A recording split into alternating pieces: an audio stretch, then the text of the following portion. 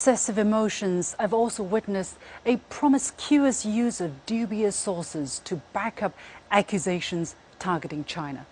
Let me use the example of Xinjiang for deadly sin number 5, gluttony, feasting from the same plates of toxic sources. Most evidence of the so-called human rights abuses in Xinjiang can be traced to only 2 sources.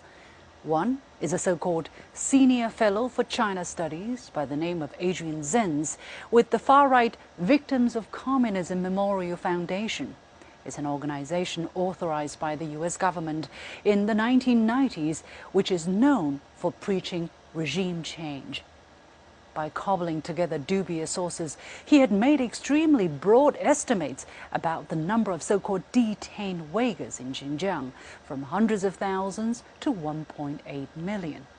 And he tries to shirk responsibility by admitting the severe limitations of the study. This photo that you mentioned not only shows an elderly couple being visited by a free medical clinic and receiving free medical care that I think many of my neighbors in the United States would yearn for. They're surrounded by elderly people. I don't see anyone in the photo who is of childbearing age. And Zenz cites this photo as an example of coercive birth control measures and mass surveillance, which really goes to his own prejudice. Despite his work on Xinjiang never being published by any academic institution, never having been peer-reviewed, media in the West never seemed to question his qualifications or challenge him. He became a US recognized pundit on the subject and contributed to big media outlets including the New York Times, the Washington Post, and CNN.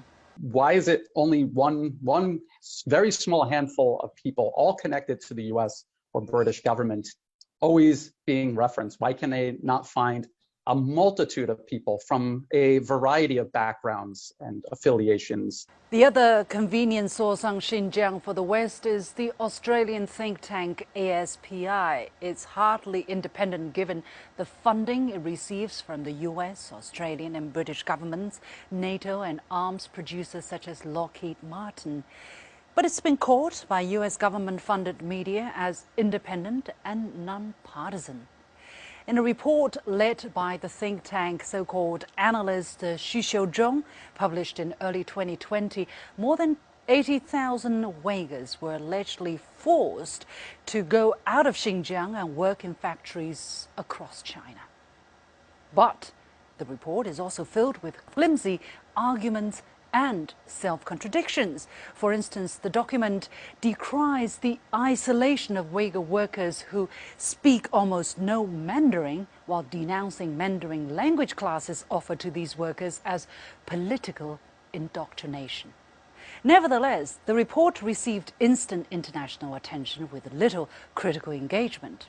Well, I also talked to 2 researchers who did their own study in response to ASPI's report. They interviewed 70 workers from Xinjiang, including Uyghurs and other ethnic minorities, at 5 different companies in Guangdong to find out more about their situations. They came to work in Guangdong out of their own choice and free will. There are several reasons for them to came to Guangdong, such as the high salary and the natural environment, and some of them want to broaden their horizons. To ask them to stay in Xinjiang and do not leave Xinjiang, you have to stay there in your whole life, you have to work there. It is not fair. After being quoted extensively in Western media reports, Adrian Zenz and the ASPI have paved the way for Western policies to impose Xinjiang-related sanctions. So what do the people in Xinjiang themselves have to say about these allegations?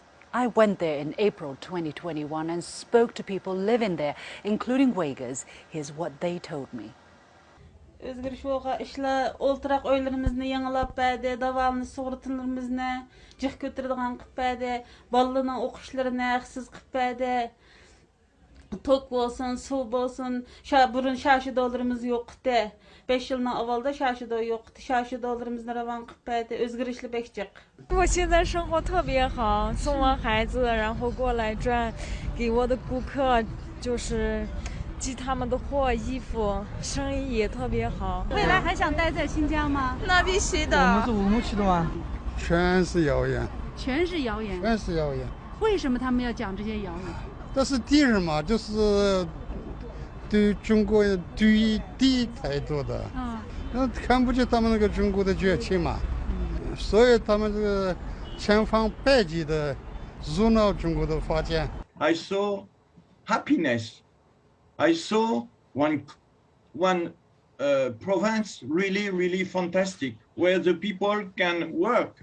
When we have a lot of innovations there. There's a famous thing which, if you lie so many times, it becomes the truth, and I think that's what we're seeing here. It's lie after lie after lie. There's no facts. Actually, there's a lot of evidence of the population of the Uyghur population increasing, but all the Western media do is just repeat the same line. And I think when such well-respected news institutions do that, people start believing it, even if there isn't any evidence